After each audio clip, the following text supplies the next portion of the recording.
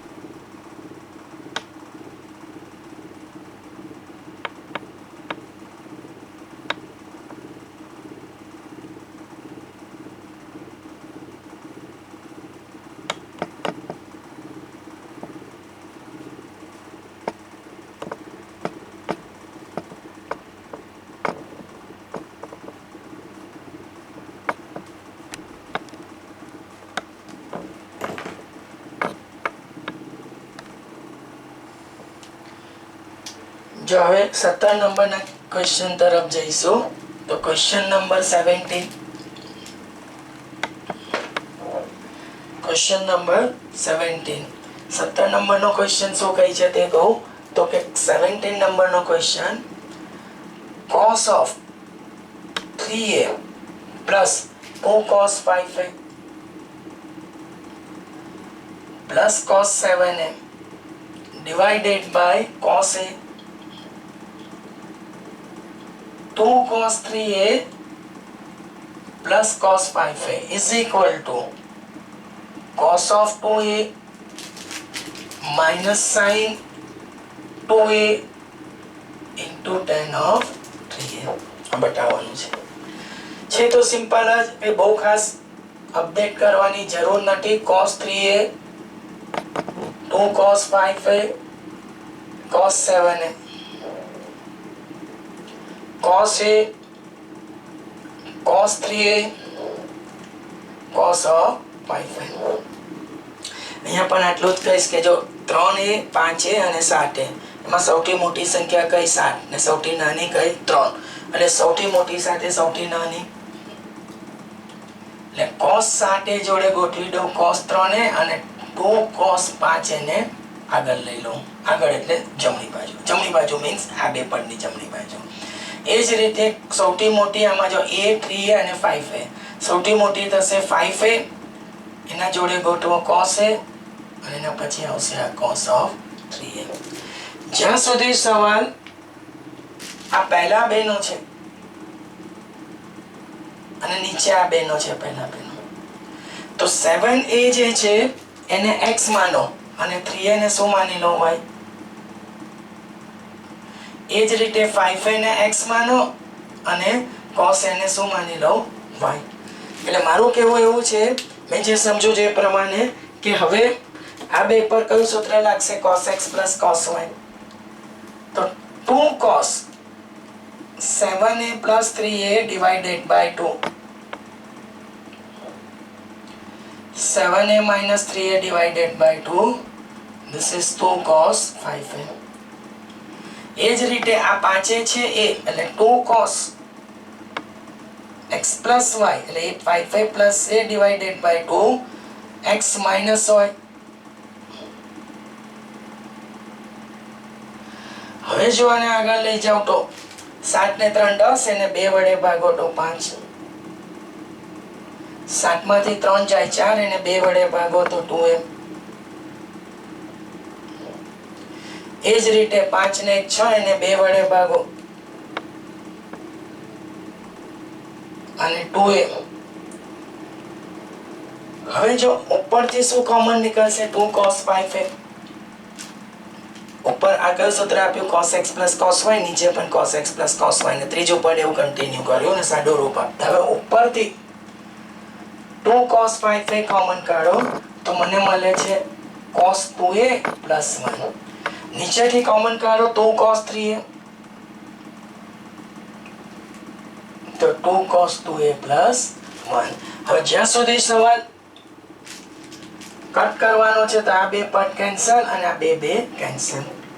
હવે મને અંશમાં શું મળે છે, અંશમાં શું મળે છે તો કે cos of 5A અને નીચે મળે છે cos of 3A. હવે અગાઉના દાખલામાં કેવું હતું કે RHS આવી જાય, પણ જો અહીંયા RHS કંઈક અલગ છે, cos 2A sin 2A અને tan 3A, એટલે મને 5A નહીં જોઈતા એ વાત નક્કી થઈ જાય, 2 અને 3A જોઈએ છે. એટલે અહીંયા જે અવયવ સૂત્રમાં આપણે સરવાળા અને બાદબાકીથી ગુણાકાર પર ગયા ને, હવે સરવાળા પર તરફ જવું પડે. સરવાળાના સૂત્રો એટલે જે આગલો ટોપિક જે આપણે શીખીને આવ્યા તે મને જવાબમાં શું જોઈએ 2A અને 3A, એટલે 5A ના ભાગ પાડો. બહુ જ ઇમ્પોર્ટન્ટ વસ્તુ બોલું, 3A plus 2A અને આ છેદ cos 3A એવો ને એવો.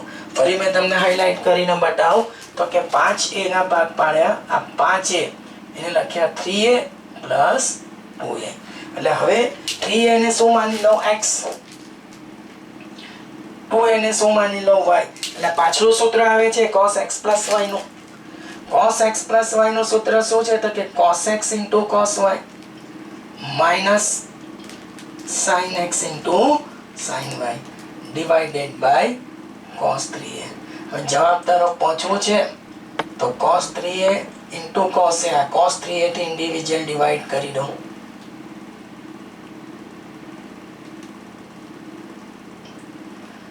હવે જ્યાં સુધી સવાલ cos 3A નો છે અહીંયા તે કેન્સલ થઈ જશે. હવે આટલે આવો એટલે રહેશે cos 2A, એટલે એક પદ તો આવી ગયો આપણું. હવે એટલે sin 3a upon cos 3a sin upon cos tan 3a into sin of 2a એટલે sin ભાગ્યા cos tan બનાવ્યો અને એ પણ જોઈએ છે એટલે tan 3a into sin of 2a કદાચ જવાબમાં વધારે વ્યવસ્થિત લખવું હોય તો cos 2a પછી આગળ લઈ લઉં sin 2a અને પાછળ લઈ લઉં tan 3a and that is same as your RHS. જોઈ લો બહુ ધ્યાનથી.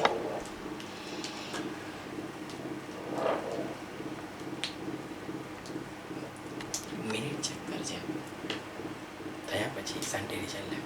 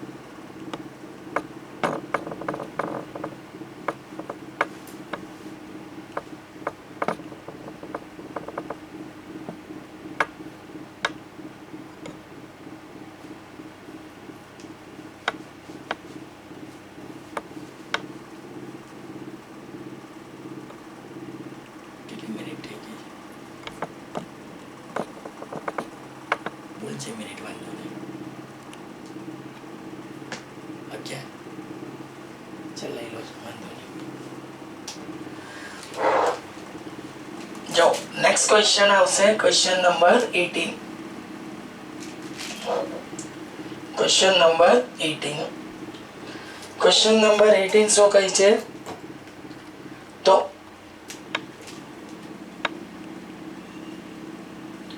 cos of x cos of y to the whole square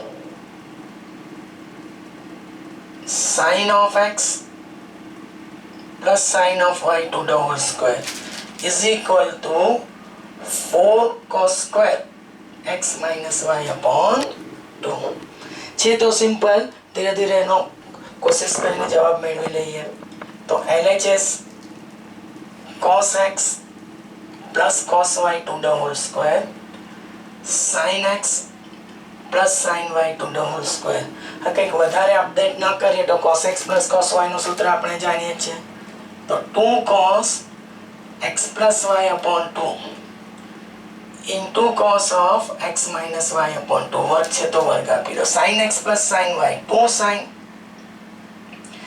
x plus y upon 2 into cos of x minus y upon 2 વર્ગ છે તો વર્ગ.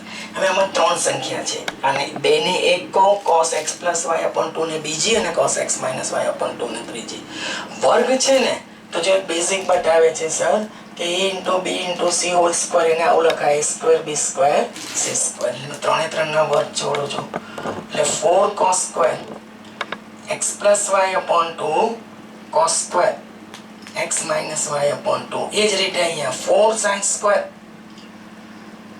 x plus y upon 2 into cos square x square cos sin square cos x plus y upon 2 into cos square x minus y upon 2 જ્યાં સુધી common કાઢવાનો સવાલ છે તો મેં સમજો ત્યાં સુધી કોમન શું નીકળશે 4 cos square x minus y upon 2 એટલે સર કોમન શું કાઢી લેશે 4 into cos square x minus y upon 2 તો રહેશે શું cos square x plus y upon 2 sin square x plus y upon 2 હવે cos square x plus sin square x શું થઈ જશે 1 into 1 જે આને 1 into any number itself કોઈ પણ સંખ્યાને એક વડે ગુણશો સંખ્યા પોતે બહુ કંઈ ખાસ કરવાની જરૂર નથી that is same as your RHS જોઈ લો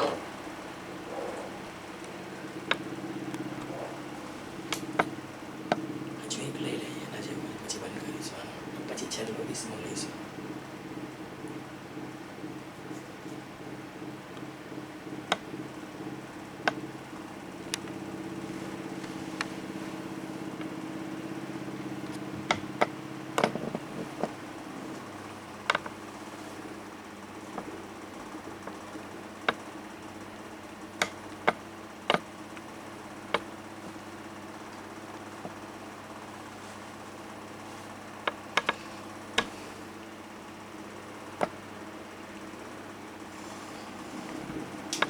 જો હવે 19 નંબરના ક્વેશ્ચન તરફ જઈશું. Question number 19. 19 નંબરનો ક્વેશ્ચન શું કહે છે તે તો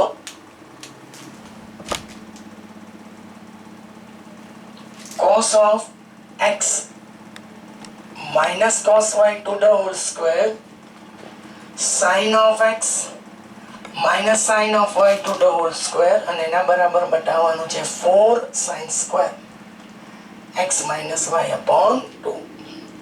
LHS cos x minus cos y to the whole square sin x minus sin y to the whole square. सूत्र जानिए छे cos x minus cos y minus 2 sin x plus y upon 2 into sin x minus y upon 2. sin x minus sin y નું સૂત્ર 2 cos x plus y upon 2 into sin of x minus y upon 2. અગાઉના દાખલા પ્રમાણે ત્રણ સંખ્યાના વર્ગ છોડવાના છે. જો આ છે પેલું abc હોલ સ્ક્વેર તો 4 sin square x plus y upon 2 sin square x minus y upon 2 4 cos square x plus y upon 2 sin square x minus y upon 2. હવે કોમન શું આવશે અંડરલાઈન કરીએ તો 4 અને 4 સાથે આવશે sin square x minus y upon 2. 4 સાથે શું આવશે sin square x minus y upon 2. તો એને કોમન કાઢી લો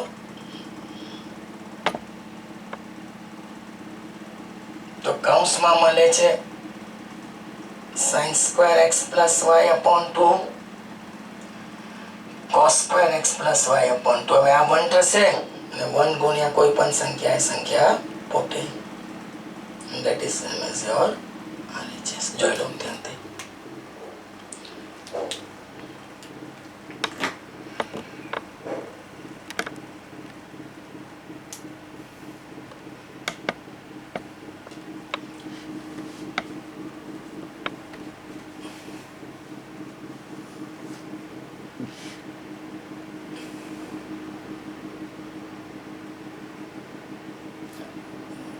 કેટલી મિનિટ થઈ ટોટલ આમાં?